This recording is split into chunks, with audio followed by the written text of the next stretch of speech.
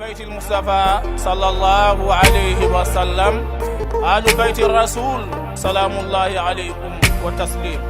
بشرى لكم أهل بيت إني لكم ذو اشتياق،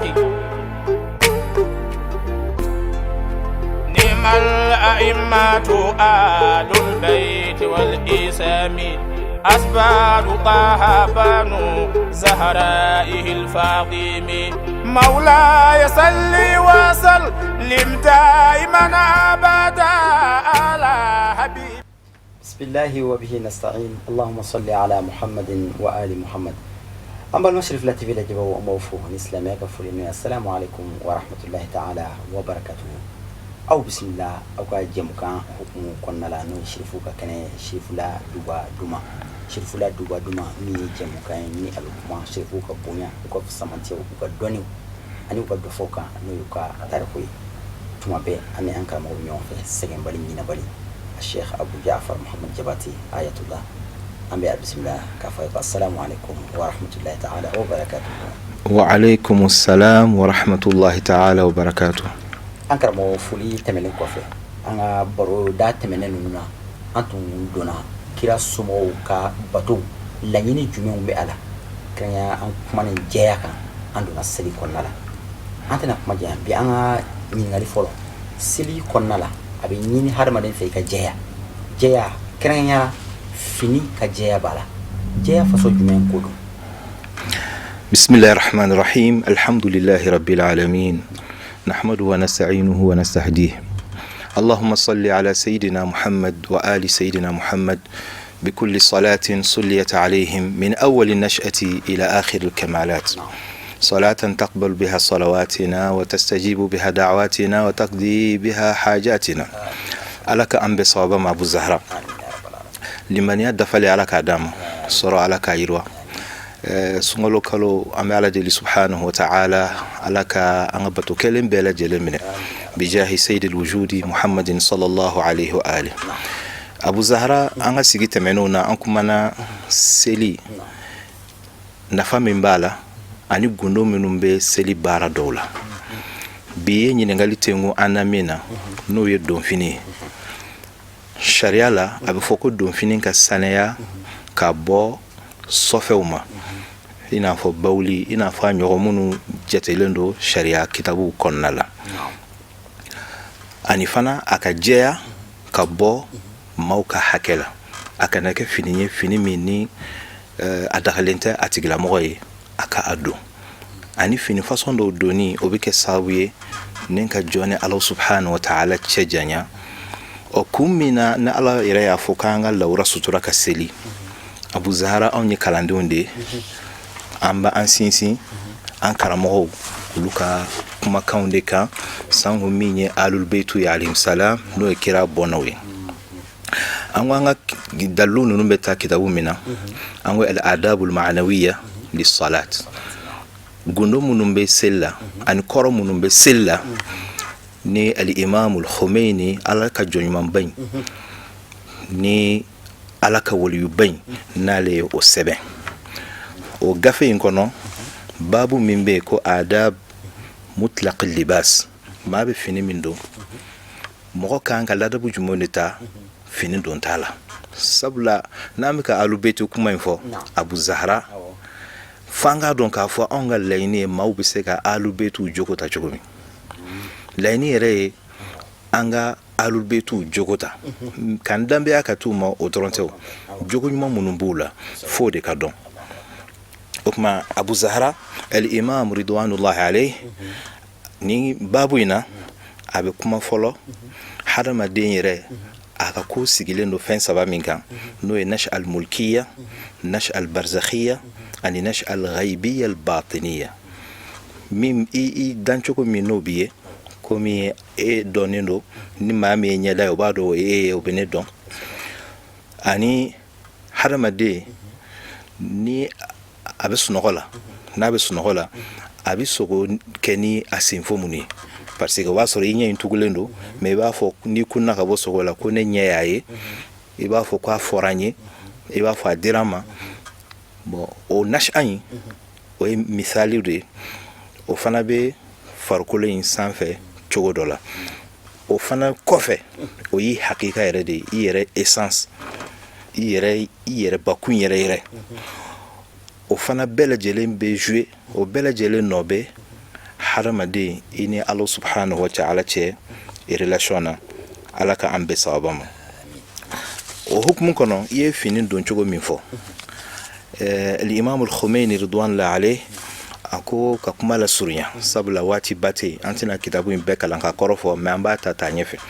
ako walikullin min al-akhlaq al-jamilati allati hiya min hudud maqami barzakhiyati an-nafsi aidan آثار في الظاهر والباطن ولكل من المعارف الإلهية والعقائد الحقة في النشأتين البرزخية والظاهرة آثار. أكو أبفكك في نيوماندو وخذوا زينتكم عند كل مسجد. نحرم الدين بتادو فاماكا جين فاما إبي لابه أو نبينا تادو سيتيكوكا سيتيكيكا نوي علي أوديانسي لا إمان كي بريبارا بلا ikanka akeni sebede ini fama ka fama de bina nyoyi fika ye chuko nyuma ndela ako fini nyuma o echie nga juko nyuma ini eka do kane alai eka do alaka ka soro hakil na nyuma mbila so nyuma mbila juko nyuma mbila ko ode laini ako harama denga fini nyuma ndo o kanka bla aka juko nyuma fanata ako fa mathalan abina misaliati أقول الإيمان بأن المتصرف في مملكة الوجود وعالم الغيب والشهود هو الحق. أقول حرم الدين صنامة كافو مين بسكا فيني ماي أنيكا تورن يونيكا بو موكا وي على كلم بودي كدام فين باكي نجمي. أقول وليس لسائر الموجودات فيها تصرف إلا تصرف الأدنى الزلي. دام فين ورتسكا فويني adan fenyoy walma ka foi toro nyoni ka bo dan fenyoga fona kera ni Allah subhanahu wa ta'ala oka manifestation abiko mo o ejade ala rede kotigi dan fen be jai al haqu huwa shay'u wa ma siwahu fay'un ala de kisai ato be ja abika kuma no orode akokumi o chugoyado akoni harama den sonama ka fo herbe ala de bolo toro nyon baye alay no dangania bala mun bina sabati harama dena ako yujibu kathiran min al-kamalat an-nafsaniyya wal akhlaq al-fadila obe jogodo de bla harama dena obi bla kamunge التوكل والاعتماد على الحق وقطع الطمع من المخلوق وبحرم دين بلا إكي جيدا على ذلك ikan nata ala kelempeula ki ijigi bo danfon kan ki nata bo kan ka yira ka fo ulutsi adi ala de badi kuma banga bamalanga na chukumi mati yerason ala de mo son la ataa illa ataa Allah ala de bisoninke subhanahu wa ta'ala ako chuga kilen fanala ako ni ya don ka fo ko hadamadin ki jigida ala kan kan nata bo jonka ko sabatira ako hiya kamalat ako joko nyuma ani joko baw ulu la sulu de we ni adama den jigite alaka anata be jonka joko jugu bebola aba yere fere abe galonti ga be namara ka bi janfa ka be boko mena dara ala la kanata ala de la abi sayre atedo mana ko dafe abi soro gatani kuma e ka fona ko abe wala wala kwa kuma be janya abi soro ka paris persu ka zanado fo ko daste mo ko ta va khurma barnakhil ko on teke ka suru ko tamaru dumbe fo legelege la ka be ke chukudi خوب خير خوب لا كان بيصوب اكو جوغا كلي فنا كا جين الله سبحانه وتعالى ما وفنا بي جوغو تشاما دي بي وولو وفنا لا فادا بنا سيكا فوني ادم دين جينا ni alaka klale ki jigida Allah subhanahu wa ta'ala ka alaka manifestation chama ode bina ya tiginya ka fletala a buluka ditawla onanyo kono wero fwa bina take mai mami abina ke ilal itminan akalli man yabita yele fuka se daraja do mafuma tumanina hakli siki wa tumanina ona aka hakli siki fana mona o fana be korba fuka ta se ilal mushahada يا أيتها النفس المطمئنة irji'i ila rabbiki mai ni la mona ka se itminanu ma abe se ngata mushahada la no de ka hijabu bo ani setigi o ka sebayaw ulu gundo yelila wal mushahada ni mena Allah subhanaka ko bo yeli fanala o fana bina ta korobaya fo ka ta se joro do ma fo ma il muashaq ka jarabi ala fana bi jaraba tigila wal muashaqa ni ala ka jarabi no fana kokora o mona kosebe o fana bi tawulu jumana al murawada jume farawadatu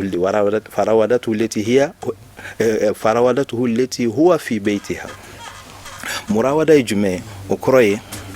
etse kanya alako o chuga fana la ala fana jambolenti tikira eti nyako ale fana jambolenti kan wal murawada no fana korobayara o fana bina tase ila al muwasala connexion totale il déconnecté de nos cabo d'enfants bella qui connecté Allah subhanahu wa ta'ala la o la misiri manawele appel bekanga jo parce que ala ka appel kera donc na appel fladona e ka téléphone na ni warti gita ni fantanta be jumenta la dala ma foi ba kede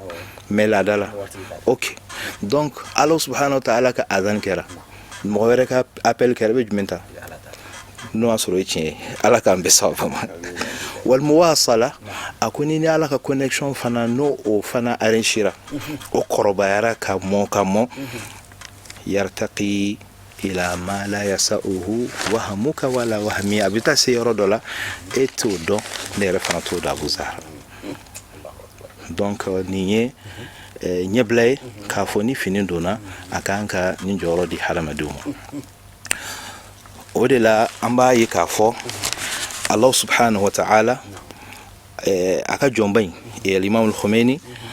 أكو في ملك البدن والآثار والأفعال السورية التي هي أغصان وأوراق تلك الشجرة تأثيرات غريبة فيصير السمع والبصر وسائر القوى والأعضاء إلهية أكو حرم الدين فيني من دو أني إيرفر كلولا إيكا ألوس كوبي كانوا لي تشومي كوبي نو بادي بلا حرم الدين akwa misala abukumi jirisun ani jiribolo femi me jirisun koro femi jirisun yere la o de biye a bulula o de bi a den fana bike o chogode o koroidi abukumi chateau yani anga duskun ke ba fo chateau d'eau ni mimbe chateau kono ni robine daile o de bibo ni ji ke chateau la ni robine daile ni nono kene kala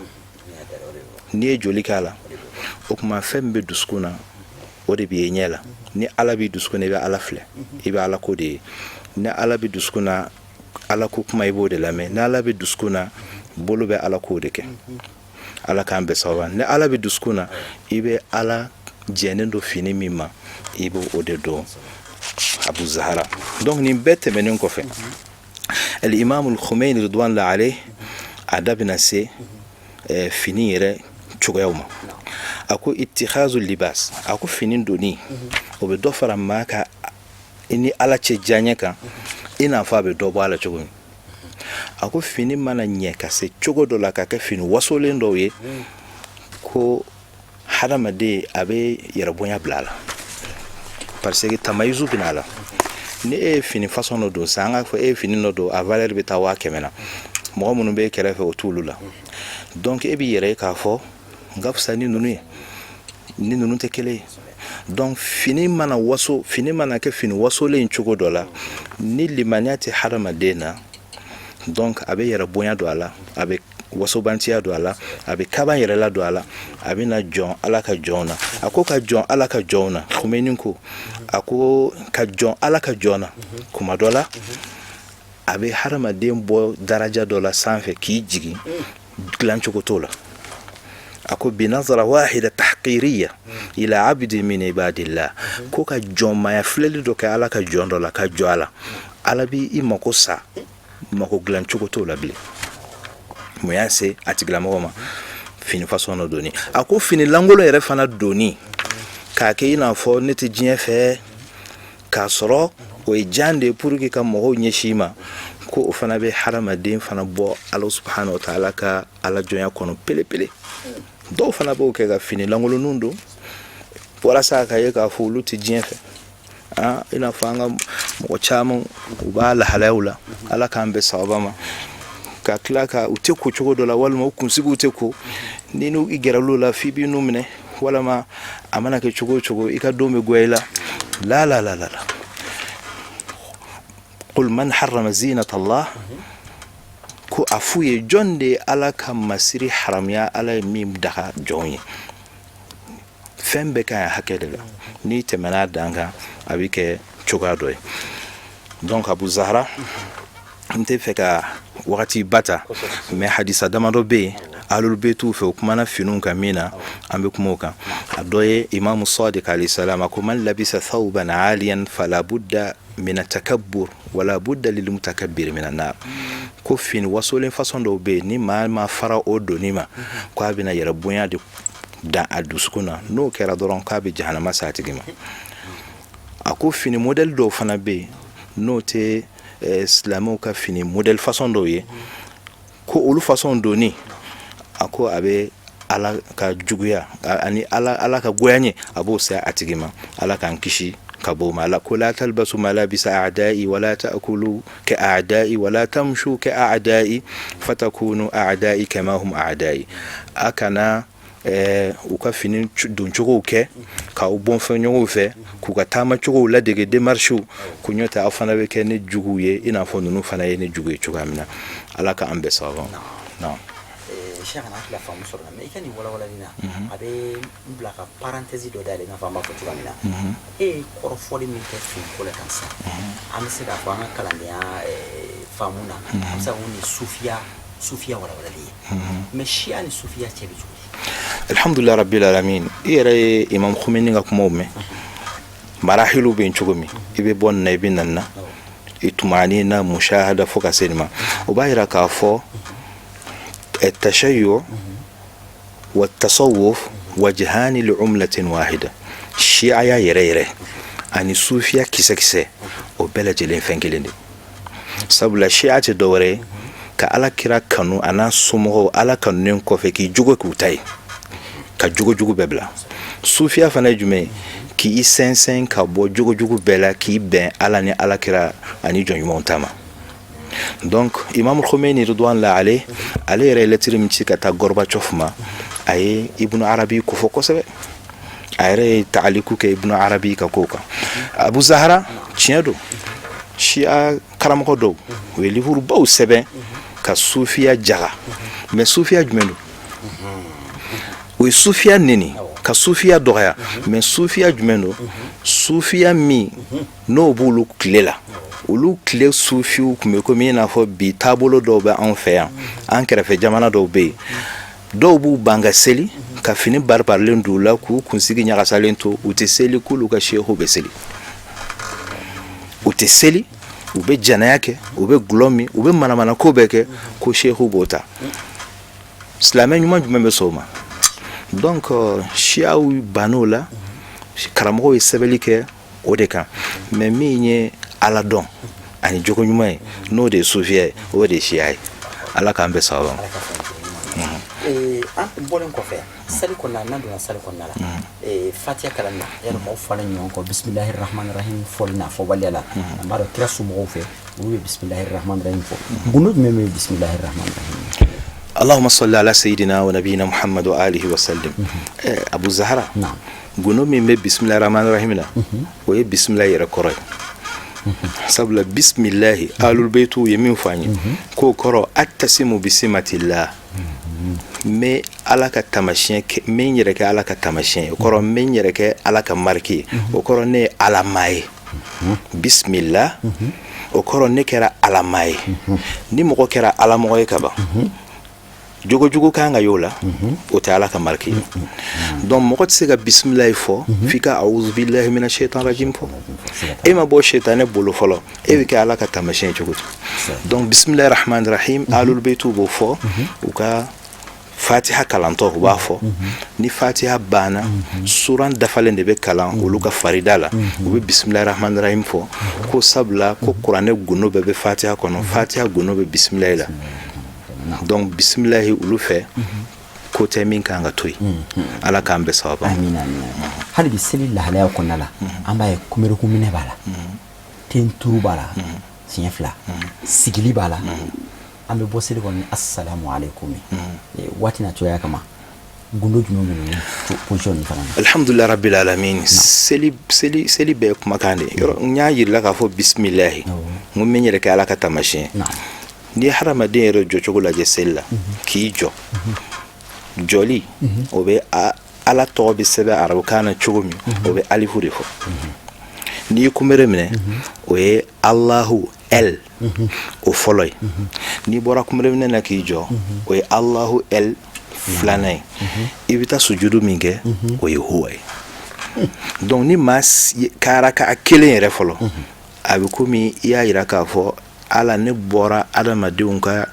cogoyaw la k'e ka cogoya de ta ne bɔra hadamadenw ka cogoya la k'e ka cogoya ta o tuma hadamaden jɔlen o b'a jira k'a fɔ ala n tilennen don i ye n tɛ jɛngɛ ka taa kini n tɛ taa numan e ko min ko o kunbere minɛ o ye k'a jira k'a fɔ ala hali ni ne kan bɛ tigɛ n tɛ bɔ i kɔ i bɛ subahana rabbiyal azim wa bihamdihi min fɔ o la i bɛna taa sujudu min kɛ sujudu a fɔlɔ ye minha khalaqnakum i b'i miiri k'a fɔ k'i kun ye bɔgɔ de i bɛ n'i sigi o ye diɲɛ sigi ye i bɛ mɛn o la hali ni ye san 1000 kɛ diɲɛ sigi la mun bɛ yen i bɛ taa dingɛ kɔnɔ sujudu filanan ye wa fiha nu'idukum i bɛ sɔrɔ k'i sigi ahlul baytu fɛ i b'i sigi ka sɔrɔ ka wuli jalsatul istiraha jɔko fɔlɔ la ani jɔko sabanan na n'i bɔra sujudu filanan na i tɛ se girin ka wuli i b'i sigi dɔɔni ka sɔrɔ ka wuli donc sujudu kɛko fila nin don a filanan i b'a dɔn hadamaden b'i jɔ ka seli i b'i sigi ka seli donc sujudu fila o bɛ komi n'i y'i jɔ ruku'u kelen a bɛ komi allahu akbar i jɔlen i bɛ ruku'u kɛ mais n'i sigilen don sujudu fila bɛ komi ruku'u kelen de o y'a kɔrɔ dɔ ye a kɔrɔw ka ca a kɔrɔ dɔ fana ye jumɛn ye o de ye k'a fɔ hadamaden i mana kuma o kuma fɔ i ka seere fila ɲini i yɛrɛ la donc ala n ye n bugu ye n'i ma dɔw la n bɛ seere fila kɛ n na n bɛ n tɛ n da dugu la siɲɛ fila i ye nin ye o kɔrɔ ye tasilimu min n'an b'a kɛ ka bɔ seli la a ko mɔgɔ o mɔgɔ n'i bɛ salamu di o k'a sɔrɔ silamɛ si ani ala ka jɔn si juguya tɛ dusukun na danfɛn si juguya tɛ dusukun na n'i bɛ salamu di i b'a bila kini yanfan de fɛ munna a bɛ bila kini fɛ a tɛ bila numan fɛ Abu Zahra sabula i ye seli min kɛ ɲuman don a juguman don mɛlɛkɛ min bɛ ɲuman sago bɛ min wala a bɛ sara o de la i bɛ salamu bila kini fɛ sabula mɛlɛkɛ min bɛ ɲuman sɛbɛn o bɛ kini fɛ e ma o de la i b'a fɔ kuma pour que a ka dɔ in fara a kan ale kelen don hali n'i kelen bɛ seli salamu alaikum fɔ a bɛ bila ni ne ka i y'a faamu o y'a kɔrɔ dɔ ye kɔrɔ wɛrɛw b'a la mais wagati ka surun sigi nata la an b'olu fɔ mais sigili n'i b'i sigi i b'i sigi numansen kan ka kinisen jɔ